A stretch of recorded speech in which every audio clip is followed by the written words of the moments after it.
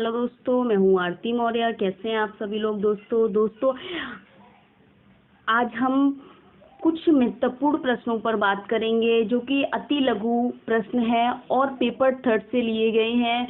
DEd exam के लिए बहुत ही ज़्यादा महत्वपूर्ण है दोस्तों। आज हम 10 प्रश्नों पर बात करने वाले हैं। इससे पहले आप वीडियो को लाइक कर दें, सब्सक्राइब कर दें, बेल आइकन को प्रेस कर दें ताकि आने वाली वीडियो आप तक पहुंच जाए। चलिए दोस्तों चलते हैं। पहला प्रश्न क्या कह रहा है? क्वेश्चन नंबर फर्स्ट, संसार में पहला राष्ट्रीय मनोवैज्ञानिक संघ कौन सा है? पूछ रहे हैं संसार में पहला मनोवैज्ञानिक राष्ट्रीय संघ कौन सा है, या इस तरीके से भी पूछ सकते हैं दोस्तों, संसार में पहला राष्ट्रीय मनोवैज्ञानिक संघ कौन सा है? तो दोस्तों संसार में पहला मनोवैज्ञानिक राष्ट्रीय संघ है दोस्तों, मनोवैज्ञानिक संघ है अमेरिकन संघ, यानी कि अमेरिकन एसोसिएशन दोस्तों। चलिए दोस्तों नेक्स्ट क्वेश्चन क्या है?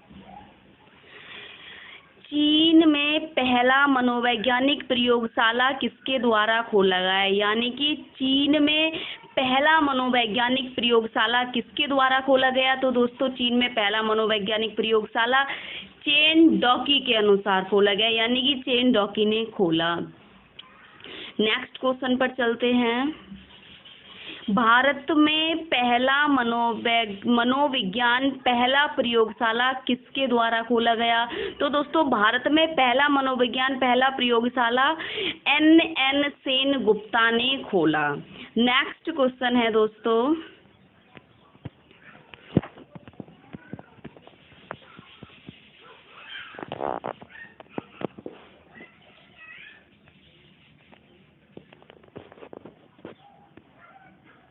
सामान्य व्यक्तित्व में, यानी कि एक सामान्य व्यक्तित्व में है क्या है? अहम, परहम तथा उपहम तीनों, यानी कि इड, ईगो, सुपर ईगो। यानी कि हम कह सकते हैं नॉर्मल पर्सनैलिटी में, नॉर्मल व्यक्ति में या प्रत्येक व्यक्ति में 3 अवस्थाएं आती हैं व्यक्ति के विकास।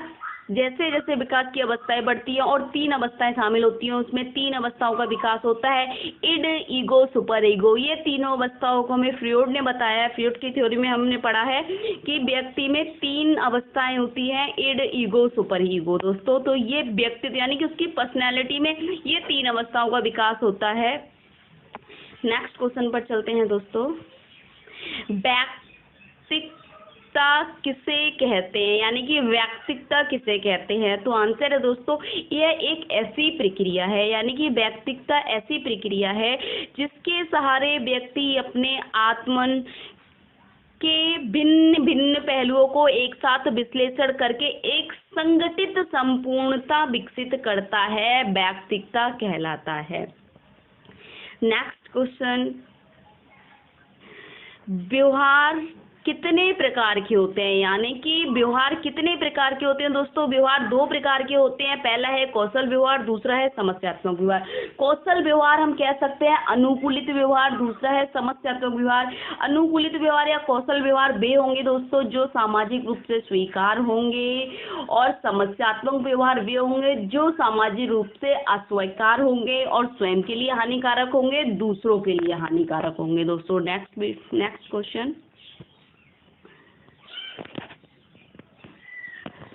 समस्या व्यवहार के 2 कारण बताओ। यानी कि समस्या व्यवहार के 2 कारण, तो पारिवारिक समस्या और व्यवहारिक समस्या। दोस्तों समस्या कारण के 2 कारण हो सकते हैं, या तो पारिवारिक समस्या यानी परिवार की कोई समस्या ऐसी है जो परिवार से घटित हो रही है कोई समस्या। व्यवहारिक समस्या यानी कि उसके व्यवहार से संबंधित कोई समस्या है, उसे व्यवहारिक समस्या कहा जाएगा दोस्तों।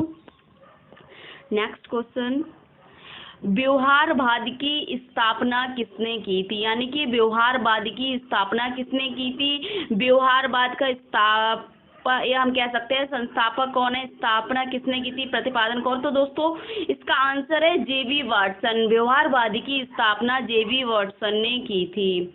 नेक्स्ट क्वेश्चन, मनोविज्ञान की विधियां, यानी कि मनोविज्ञान की विधियां कौन कौन सी हैं? सेवार्थी इतिहास और आकलन, दो प्रकार की विधियां हैं दोस्तों मनोविज्ञान की, सेवार्थी इतिहास और आकलन। यानी कि सेवार्थी से हम कह सकते हैं शिशु का इतिहास, बालक का इतिहास, छात्र का इतिहास।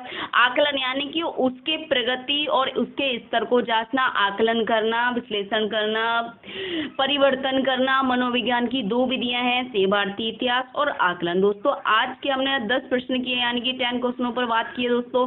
नेक्स्ट वीडियो हम बहुत जल्दी अपलोड करने वाले हैं। ज़्यादा से ज़्यादा वीडियो लाइक करें, सब्सक्राइब करें। Thank you so much.